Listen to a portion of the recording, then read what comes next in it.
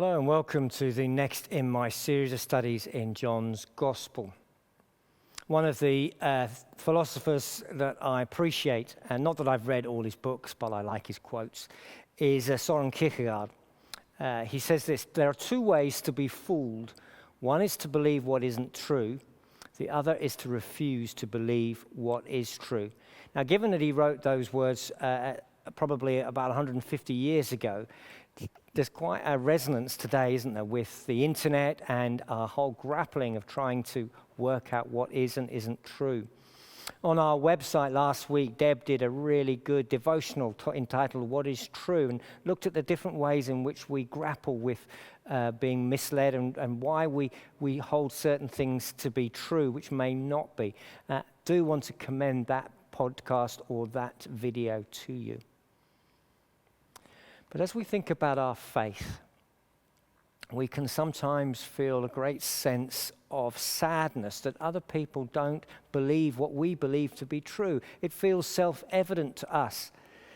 And yet, at the same time, there's sometimes a lack of confidence within us that we think, well, we believe something, but we're not sure anybody else will believe it. And we looked at that in one of the talks in John chapter 3.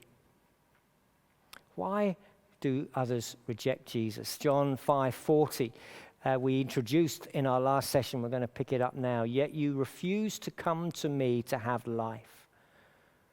What can we do about that? We're going to look at a little bit of context and explaining John chapter 5 and why he said these words, and then we're going to try and apply them to our lives to see what it is we can do to help those who refuse to believe. We're still really at the story of Jesus healing a man who had been waiting for healing for 38 years. And eventually, after 38 years, he encounters Jesus who heals him. But this takes place on the Sabbath, which really upsets the Jewish leaders and authorities. So they begin to persecute him because he's undermining their understanding of their faith. And Jesus has had a long dialogue with them, and this is the third study that looks at that dialogue. Verse 39 of John 5, you study the scriptures diligently because you think that in them you possess eternal life. These are the very scriptures that testify about me. And we looked more about that in our last session. Yet you refuse to come to me to have life. So last time we looked at how the Old Testament would speak of Jesus, but what we want to look at in a few moments is why do people refuse to come to Jesus? And I'm going to park that question and come back to it in a moment. Verse 41 of John 5, I do not accept glory from human beings. He says, I don't need your praise. I know you. I know that you do not have the love of God in your hearts. And we looked at this again at the end of our last session. What really matters is the love of God. And he's saying that if you loved God, you would have been thrilled that that guy had been healed.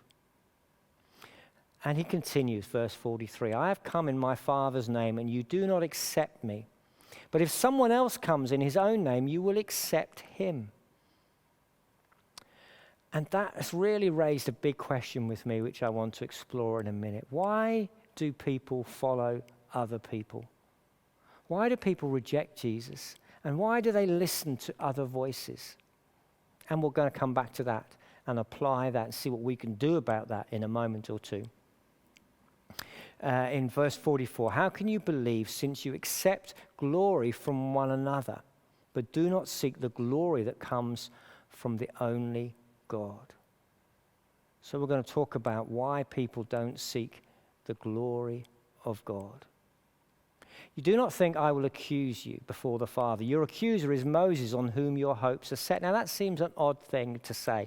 He's saying, look, I'm not here to judge you. I'm not here to accuse you. Again, we've looked at that in previous talks about how Jesus says he's not come to label, condemn, reject, but to save.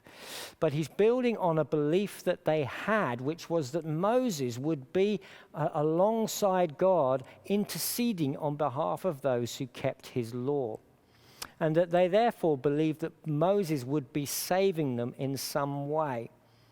And so Jesus is turning their words upside down and saying, it isn't Moses who's saving you, it isn't Moses who's defending you, it's Moses who is telling you you've done the wrong thing. It's Moses who will condemn you in heaven. For he says, Jesus in John's Gospel, verse 46, if you believed Moses, you would believe me, for he wrote about me. And so we need to ask ourselves what it is that Jesus is referring to. So these are the questions we're going to look at. Why do people refuse to come to Jesus? Why do people follow other people? And why do people not seek the glory of God?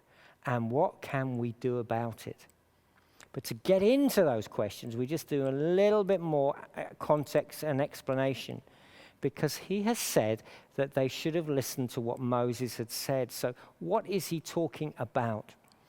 Well, it is probable that Jesus is referring to a part of Deuteronomy where Moses is speaking.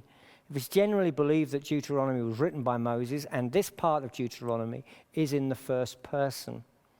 And Moses in Deuteronomy chapter 5 is reminding the people about the giving of the commandments when he went up onto the top of Mount Sinai, and the glory and the wonder and the power of God surrounded Moses, and the people were fearful that if they saw God they would die, but they saw that Moses didn't die. So Deuteronomy 5 verse 22 says, these are the commandments the Lord proclaimed in a loud voice to the whole assembly there on the mountain, from out of the fire, the cloud and the deep darkness. And he added nothing more. Then he wrote them on two stone tablets and gave them to me. When you heard the voice out of the darkness while the mountains were ablaze with fire, all the leaders of your tribes and your elders came to me. And you said, the Lord our God has shown us the glory in his majesty. We've seen his voice from the fire. Today we have seen that people can live even if God speaks with them. Now remember the context. He's talking about the glory. He's talking about being able to see the glory and live. And you think that's fantastic. When we read the next verse, Deuteronomy 5:25, but now the people say, why should we die? This great fire will consume us, and if we die, we'll hear the voice of the Lord our God any longer. So they suddenly become afraid. They've not really listened. They're really pleased that God has come and spoken to Moses, but they're still afraid. Go near and listen, they say, to all that the Lord our God says. Then tell us whatever the Lord our God tells you. We will listen and obey. So they're saying to Moses, you go to God and tell us, because we're afraid that if we go to God, we'll die. You go and come back from the glory of the Lord and tell us. And Moses reminds them, verse Deuteronomy 5:28, the Lord heard when you spoke to me, and the Lord said, I've heard what the people said. Everything they said was good. It's good that they want to obey him. And he says, oh, that their hearts will be inclined to revere me and keep all my commands, so that it might go well with them and their children forever. Stay with me if you're not sure why this fits, because we fast forward a few verses and chapters in Deuteronomy, and we get to this part in chapter 18, where Moses again tells this story. He says in 18:16, for this is what you asked of the Lord your God at Horeb on the day of the assembly, when you said, let us not hear the voice of the Lord our God, nor see his great fire anymore, or we will die. And the Lord said to me, what they say is good. I will raise up for them. Now here's the new bit. I will raise up for them a prophet like you from among their people, and I will put my words in their mouth, and he will tell them everything I command. A new voice was to come from the glory of God, from the very presence of God.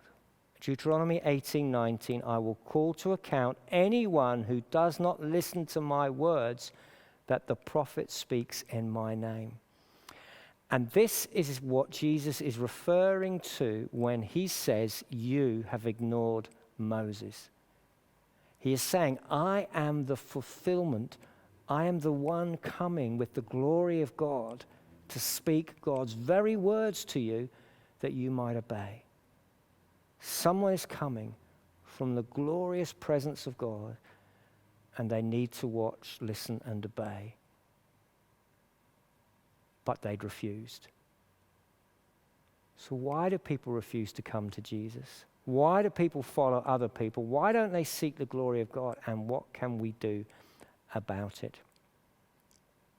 John 5:44 said, "How can you believe since you accept glory from one another, but you do not seek the glory that comes from the only God?" So I'm going to answer those questions in reverse order. I'm going to talk about the glory first. Why don't people seek the glory of God? Well, let's first off just be clear what we mean when we talk about the glory of God. Glory equals the magnificence, the wonder, the awesomeness of God that results in his praise. It's the incredible power and beauty and wisdom and strength and just takes your breath away stuff. Magnificence of God is glory. And to glorify God means to magnify, to reveal, to highlight, to show people, to draw attention to the magnificence of God. But when we talk about men seeking glory, it goes the other way around. The glory of God is magnificence that results in praise. When men seek glory, they seek praise, though they are not magnificent. And he says, you refuse to come to me to have life. You accept glory from one another. You accept praise. It's an imitation. It's fake. It's not the same glory as the glory of God. You do not seek the glory of God. You do not seek the glory that comes from the only God. So what is this glory? I want to suggest just 4 things. You could come up with plenty more, but I want to suggest just 4 for this moment. First, the glory of God is his creation designed out of nothing. Nature, the world around us, the universe, created and designed from nothing to the incredible intricacy that we see before us. And this is the glory of God. This is the wonder of him. This results in his praise. The heavens declare the glory of God. But the next 3 things are things that Jesus particularly revealed. And if you remember at the beginning of John's gospel, John talks about Jesus being the one who fulfills his glory, filled with glory and grace and truth. So what are the next things? The next thing I believe is the glory of Jesus, the glory of God, is that the lost are found and restored. And this is to his glory, that he seeks the stray, he seeks the lost sheep, he seeks the sinner, he seeks the broken and the excluded and the failed, and he seeks to restore and to redeem. And this for me is the glory of God, which links into the third element of the glory of God, which to me is his mercy. Why do I think God is fantastic? What is so magnificent about him? It is his mercy that reaches out and seeks the lost, and is ultimately displayed in the 4th thing, his sacrificial love. And the cross is his glory. We see his glory in the way he turns the other cheek and is humiliated and dies for us. This is the magnificence of God. And the glory revealed in God results in our worship. It results in our submission, in us saying, we want to follow you, not our will but yours. Whatever you say, God, because you are glorious, we will follow you. And it results in our partnership. We will join in with the mission of God. So why don't people seek the glory of God? Because some people don't want these 3 things. They don't want to worship, they want to be praised. So they settle for a lesser glory. Instead of glorifying God, they want to be praised. They reject the glory of submission, of saying we serve a living, greater God. They reject that because they want to go their own way. They want to be the masters of their own destiny. They want to create and fashion their own agendas because they don't want partnership. They want to be served. And so mankind has replaced these four great pillars of God's glory, in my mind, with four other things that they glorify instead, that they think are glorious but aren't. Instead of the glory of creation, we've replaced it with the glory of materialism, of stuff, of things, of money, of gadgets, of having new things, of shopping, or whatever it is, and we glory in that. We just want more. And instead of the glory of the lost being found, mankind seeks popularity. We're not interested in who's lost. We're not interested in who's strayed. We're only interested in being noticed ourselves. And instead of the glory of mercy, we've replaced it with blame.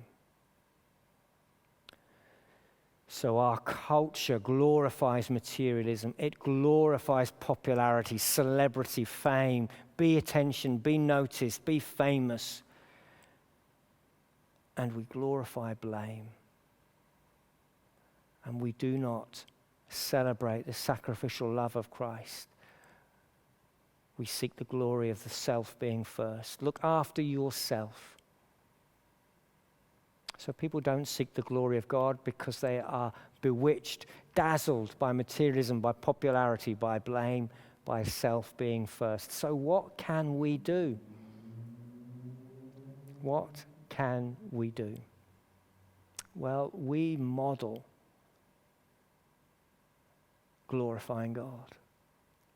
We live out, perhaps silently, or perhaps with explanation, we live out worship.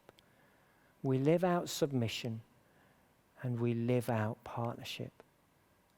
We show people that living in the right relationship with God, of kneeling before Him, of glorifying Him, is life in all its fullness, is what we're made to do, is us living to the full potential of a humanity that is far more rewarding than materialism or popularity or blaming or trying to put ourselves first.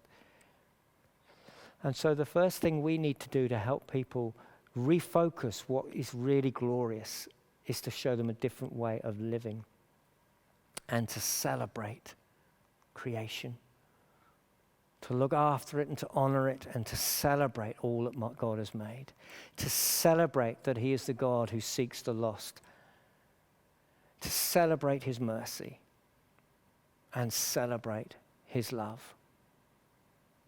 How do we help people seek the glory of God? We live a different way.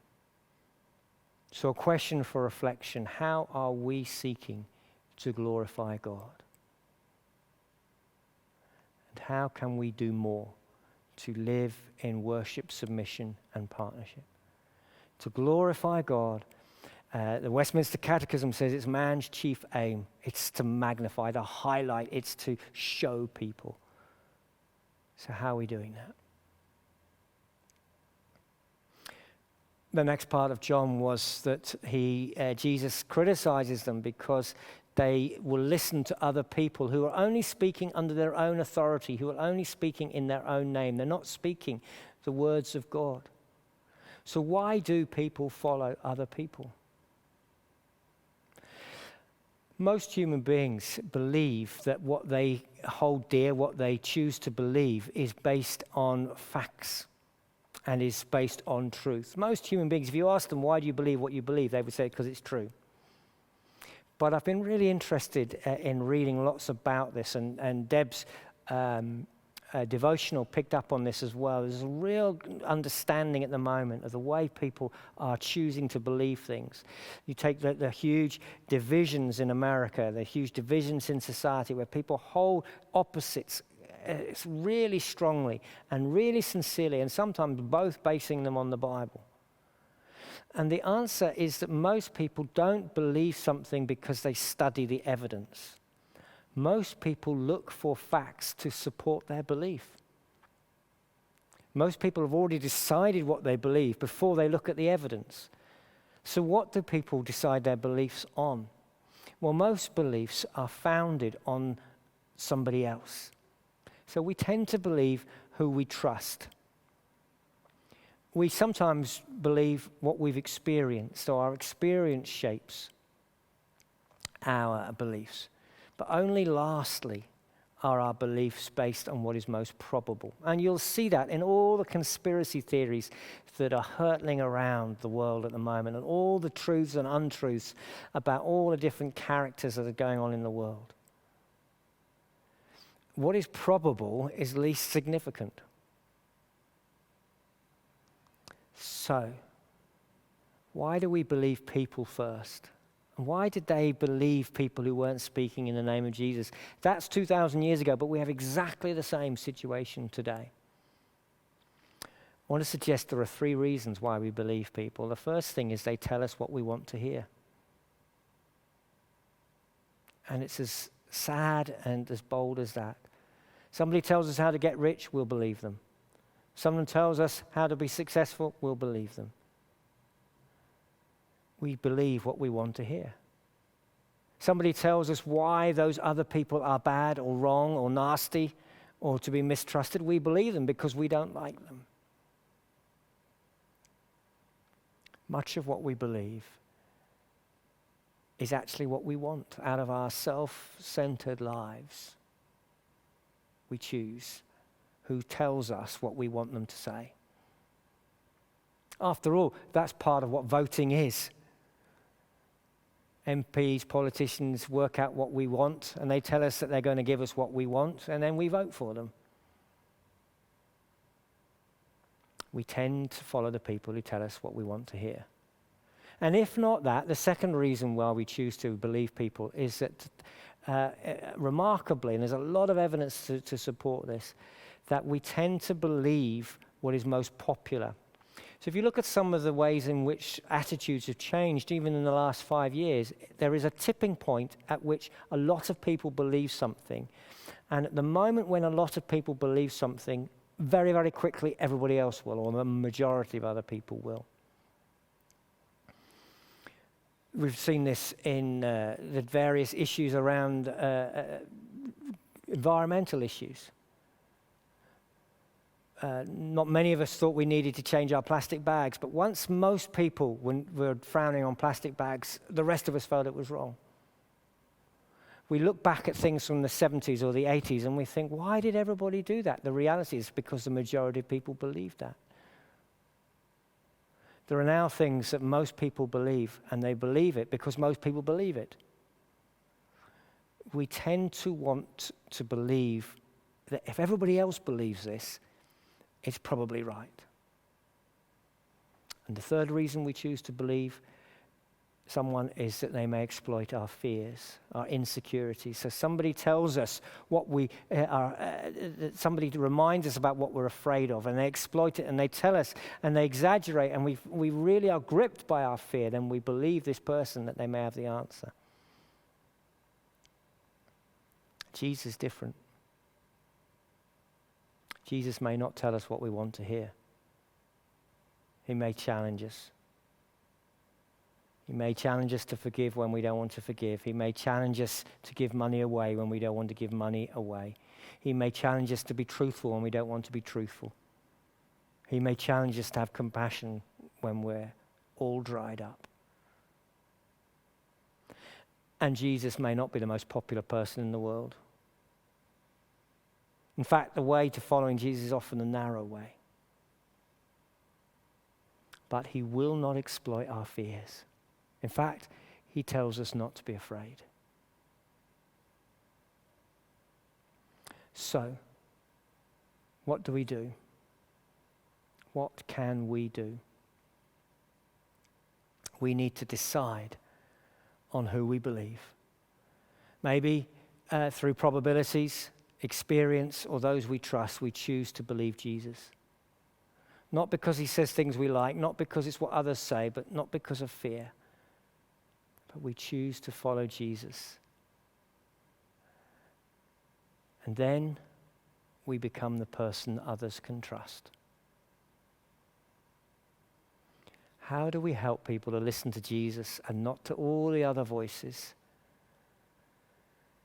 The most powerful way is for you and I to be trustworthy. For you and I to be a calm, reasoned, sensible person who trusts the words of Jesus. Because we've experienced them and they make sense. Because we believe they are most likely to be true. We no other explanation as to why the words of Jesus have survived for so many years.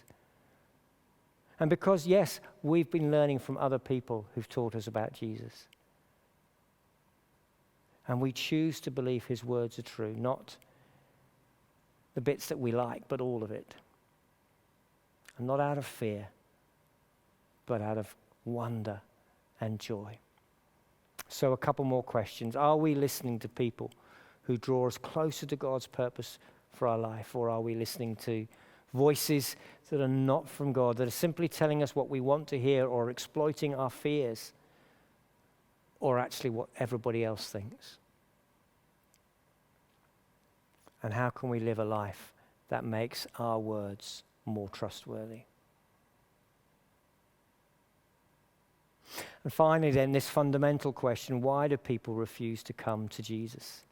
Well, there are some understandable reasons. Reasons that I would say, well, if I had that, maybe I wouldn't be a Christian. They may have had bad Christian role models. They may have looked at people who have hurt and damaged them or lived deeply hypocritical lives and say, if that's what a Christian is, I don't want to do it. They may have had unanswered prayers. They may have cried out to God to do something and they haven't seen it. They may not never really understood Christianity. It's never been explained to them properly. They may never have grasped who Jesus is. They may never really have heard of him. It may never have occurred to them to follow Jesus. So if that is true, what can we do? Well, we live open, loving, truthful lives, prayerfully alongside people. And we try and be different. And we try and offer a different role model. We show compassion where there are prayers and hurts that are unanswered. We clarify their misunderstandings, and we bring into their lives the presence of Jesus such that it does occur to them. But we need to recognize that there are some disappointing reasons why people don't follow Jesus. Areas where they don't want Jesus to challenge the God of themselves that they've put in the throne of their life. They don't want Jesus because he will encourage sharing, not accumulating. He will challenge that God of materialism. Perhaps they don't want Jesus because he wants serving, not power. And some people find these ideas too difficult. And I suspect this was in part why these leaders were rejecting Jesus. They had a position of power and they didn't want to follow the one who was a servant. And most of all, perhaps in their case, and we see in our world around us, because he wanted mercy, not blame. And there are some people who just want to be angry. They just want to be bitter. And they just want it to be everybody else's fault. They just want to justify themselves. And they refuse Jesus because he's about grace. So what can we do? We pray and we live. Because these reasons are difficult. And they're spiritual and they're supernatural, so we just say, Lord, will you open blind eyes? Will you unstop deaf ears? So, how are we seeking to glorify God? How can we do more to live in worship, submission, and partnership? Are we listening to people who draw closer, who help us draw closer to God's purpose for our life? How can we live a life that makes our words more trustworthy? Who can we be praying for to trust Jesus? Lord, help us to live such a life that those who have rejected Jesus are challenged to think again because we confound their expectations and their beliefs about you. Lord, help us to live such a life that those who have been damaged and let down by Christianity have their faith and hope restored. Lord, help us to listen to truthful and right voices. Guide us into truth. Show us where we've listened to the wrong voices. And teach us to pray that we may bring life. For we ask it in Jesus' name.